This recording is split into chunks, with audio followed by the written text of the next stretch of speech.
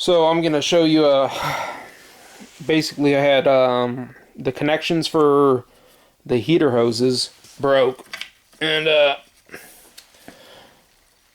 sorry, these pieces came off of their connections for the heater hose connection, and I don't know who would make something like this, maybe Dorman or whatever. And if you listen to Eric O from South Main Auto, he doesn't like Dorman too much. Now you got to realize I used to work for a parts store for years and years, so I know about them too.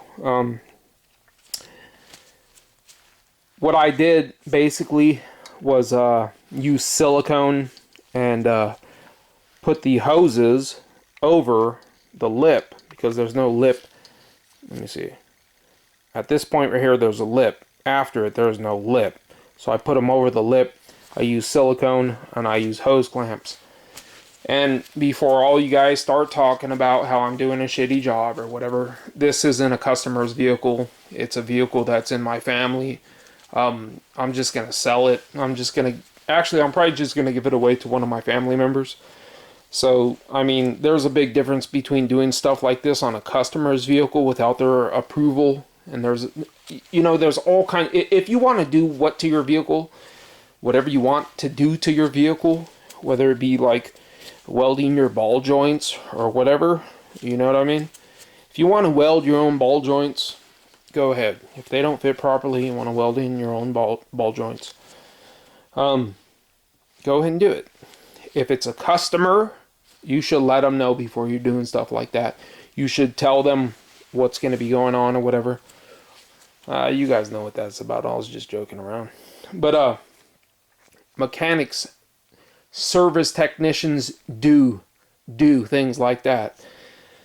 So anyways, this is basically kind of shady work, and you just don't know whether it's going to work properly or not. And this is one of the circumstances where I would use this kit that I'm about to show you. And let's see. So this kit is what I use it for a lot of different things. I use it for checking for head gasket leaks. I use it for checking for coolant leaks. I use it for checking all kinds of different stuff. Basically coolant leaks, head gasket leaks, stuff like that. This kit right here, let me see if we got the number on it. Yeah, part number right there. PN 950750. And if you don't know, if you have a pressure test kit or whatever, so it comes in a case like this. Redlinedetection.com, Smart Fit. 1, 2, 3. This has worked for every single vehicle I've ever worked on. So, I mean, and I'll actually show you. This is what, I mean, you can buy, I mean, it's 2 full pages filled with different adapters. One's for GM vehicles, one's for 63 by 3 millimeter, one's for 52 by 2.5, one's for 60 by 3, one's by, I mean, it goes on and on and on and on. But I actually want to show you, though, it is the same as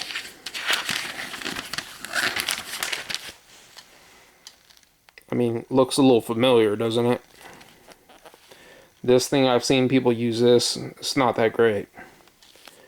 This is the kit to go for. And it's new. Now this thing's probably a couple of years old, so it's not new anymore. But I'm just showing you where you can buy it from. The original producer is that Smart line, you know what I mean? That's why it says S-M-A-R. I mean, S-M-A-R-T. Because it's from Smart line. That's who manufactures it. Matco They don't manufacture it. And I do like macro wrenches, by the way. But so you gotta have that. And you gotta have something like this. You can actually rent something like this. This is just the one I have.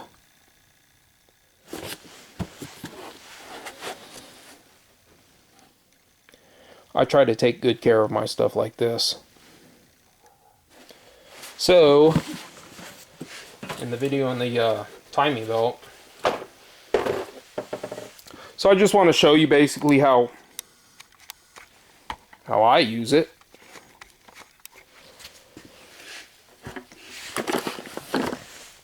I'll get the one that fits. I know it's this one. I obviously already took the cap off. Now some goes to the coolant tanks. Some vehicles have where you can take it off the radiator. Some have where you can take it off the coolant reservoir. But anyways, so the middle size works for this. So what you want to do is, see this this end goes downwards.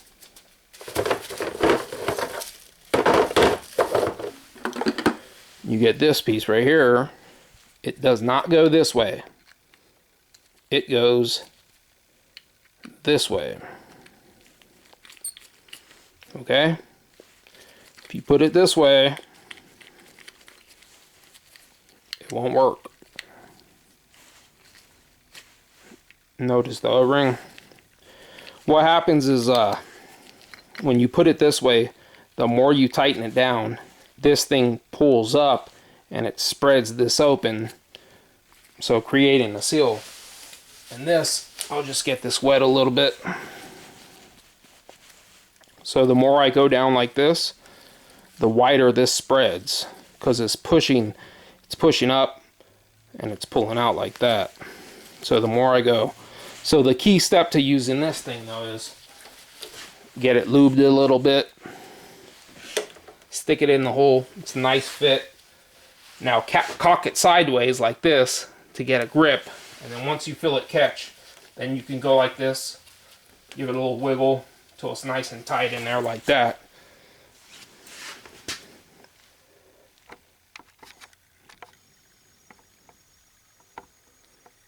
So it's nice and tight in there like that. It ain't coming out anymore. Now this thing right here, so we'll just take this off. Like I said, I take good care of my stuff. So this thing right here, this will relieve pressure.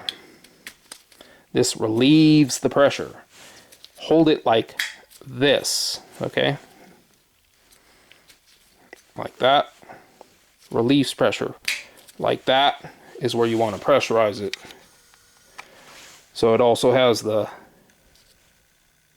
tabs. Put the tabs accordingly to these tabs right here, which if you can see, it has the area for the tabs right there. So I'll just put this.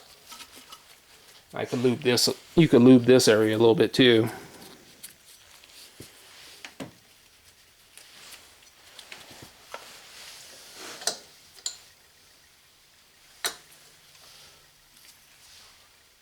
Gotta hold the bottom part. Hold the bottom part.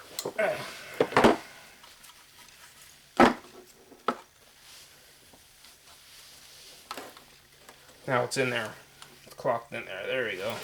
I should have probably lubed it a little bit better.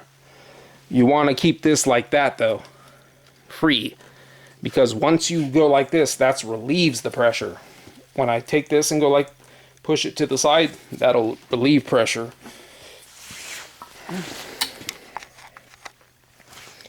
So we just pump it. And like I said, this is the kit that I use when I'm doing water pumps, timing belts. Before you put everything all back together, and you just want to see if it's holding any pressure, and just pump it.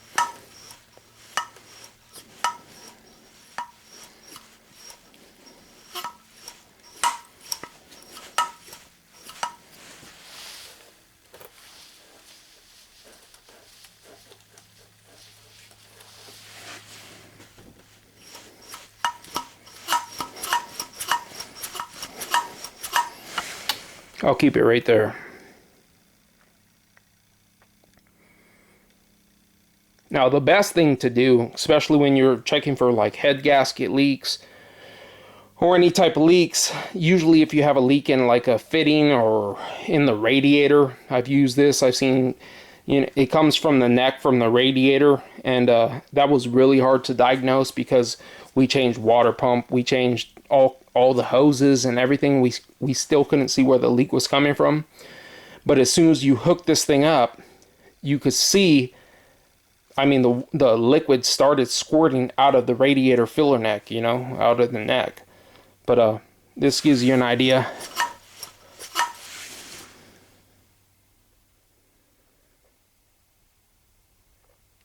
You could put it down, you could leave it like this for 10-15 minutes.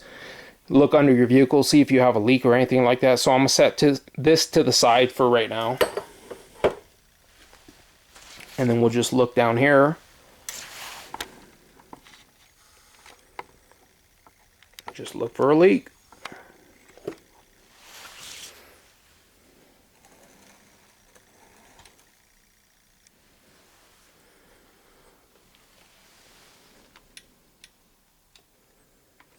I don't see nothing. You know, in all reality, that's kind of like jerry rigging it. But I mean, this car is just old. It's outdated, and it's just like a beater car. You know, it's not a new car. It's not a customer's car. You know, you could do stuff like this to you know, other people's car.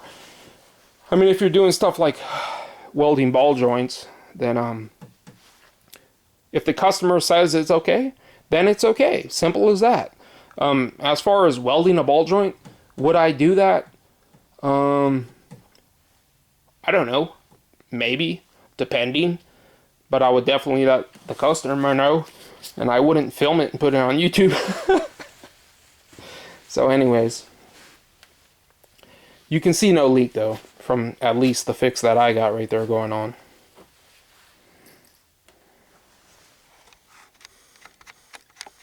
And it's held for a minute or two for me. I mean, that's good enough for me. So basically, just to relieve the pressure on this thing,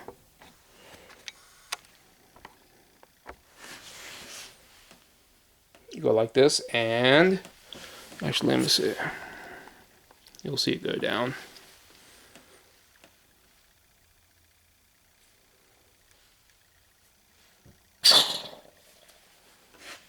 See, the pressure went down. And I just undo this.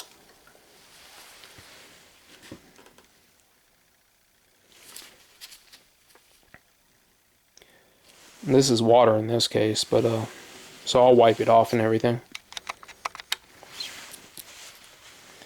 Like I said, I like to keep my tools nice and clean. And this thing right here, just unscrew it. And if it's not unscrewing right, cock it sideways, unscrew it. It's almost coming out. Almost coming out.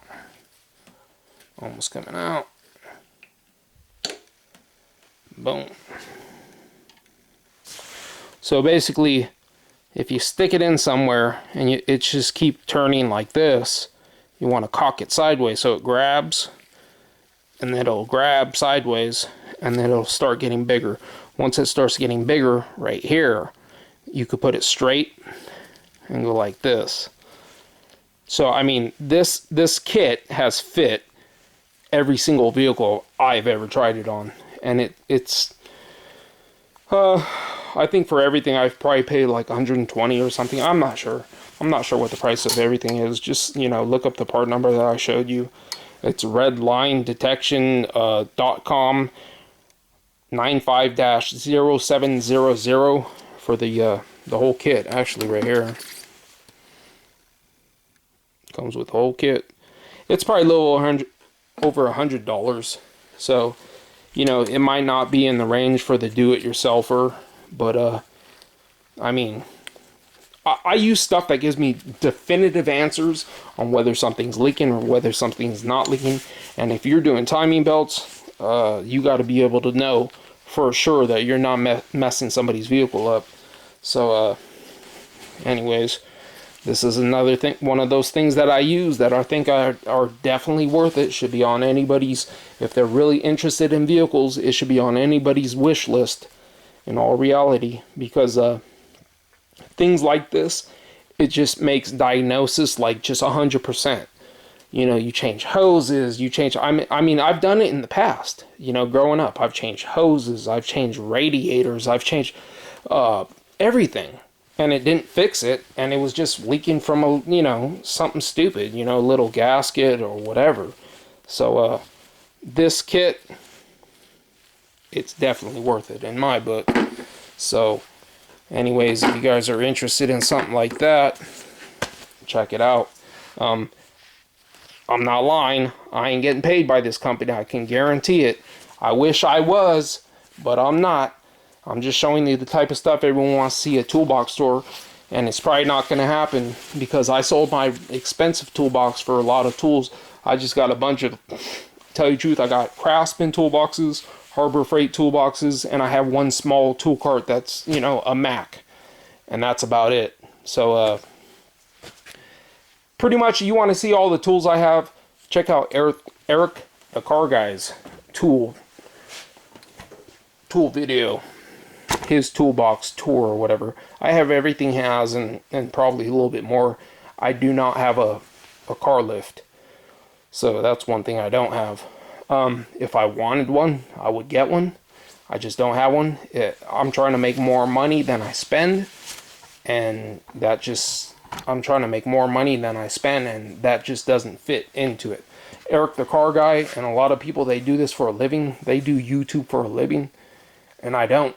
You know what I mean? It just doesn't, I mean, it won't pay for itself. If it don't pay for itself, I'm not getting it. If I wanted it, I would get it. So, alright guys, thanks for watching. Comment, rate, and subscribe.